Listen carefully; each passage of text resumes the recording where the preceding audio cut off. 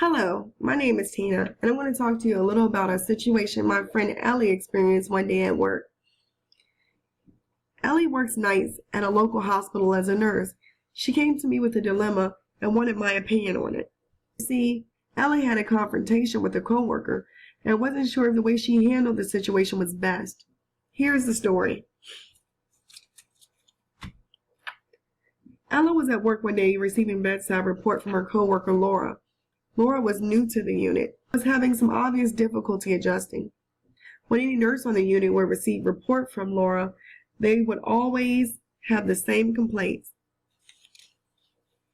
Either Laura's care was incomplete, leaving the next nurse to finish up, or she would pass off patients in bad condition. This day was no different. There were many things that needed to be done. Drains needed to be pulled, dressings changed, and pain managed. Ellie was used to this with Laura, but understood that days on her unit can be particularly stressful with all the admissions and discharges. When Ellie would ask Laura why certain things were not done, Laura would always have the same excuse of, "It was so busy," or "I was running like crazy, see the sweat?" There was one thing, though, that Ellie felt could and should have been completed, and that was the required docs.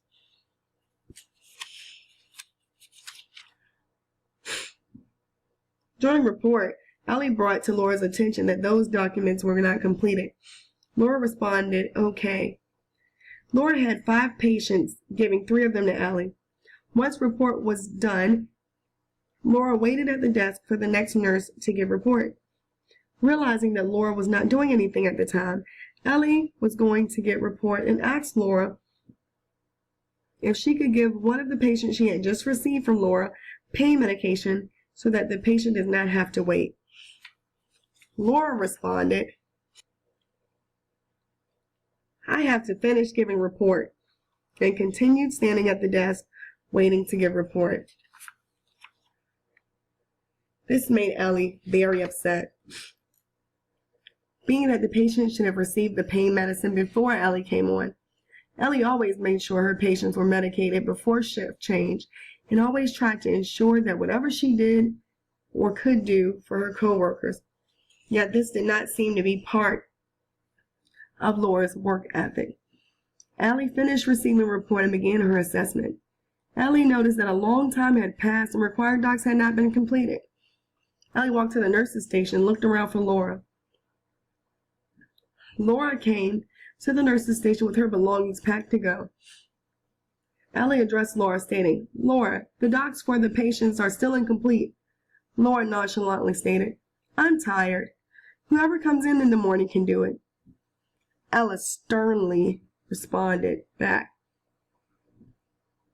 "You've had these patients the entire day since early this morning, and their docs have still not been completed. Those are for you to do. Why do the people that come in the morning need to finish up your work? You need to get them done." Ellie walked off very upset as Laura still stood there.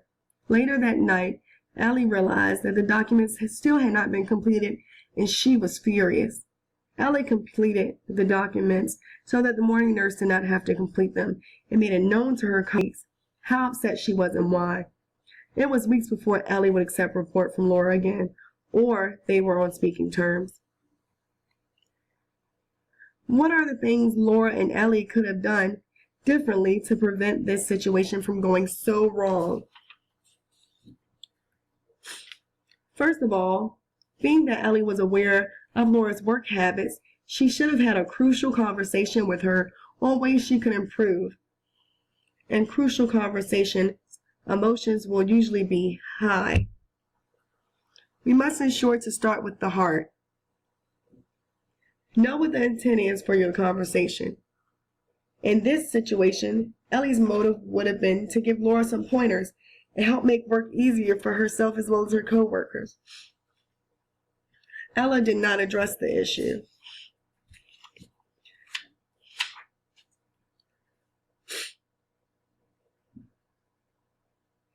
and that began to lead up to the altercation.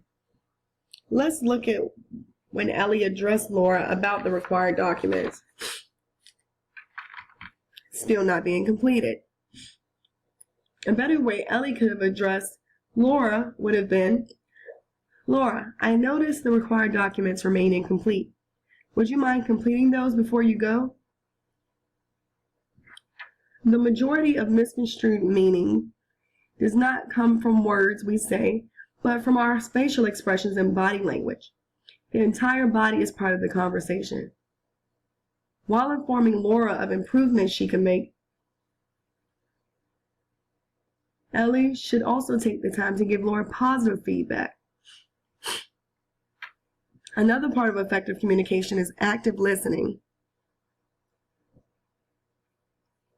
Confirm your understanding of what the other person is saying in order to prevent any misinterpretation. Let's address when Ellie asked if Laura could administer pain medication to the patient she had just received from her.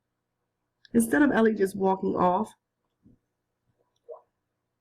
Ellie could have responded to Laura's response saying, "I understand that you still have patients to give report on, but while you're waiting, could you administer pain medication so we don't delay caring for our patients?"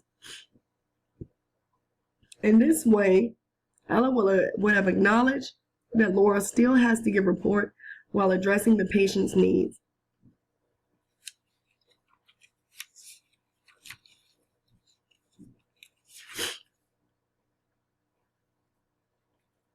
Regarding Laura's response to completing the required documents, Ella should have pulled Laura to the side to speak with her requiring why she had not completed them.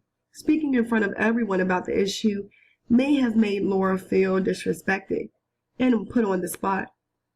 The way we approach an individual can have a major impact on the way they approach the conversation.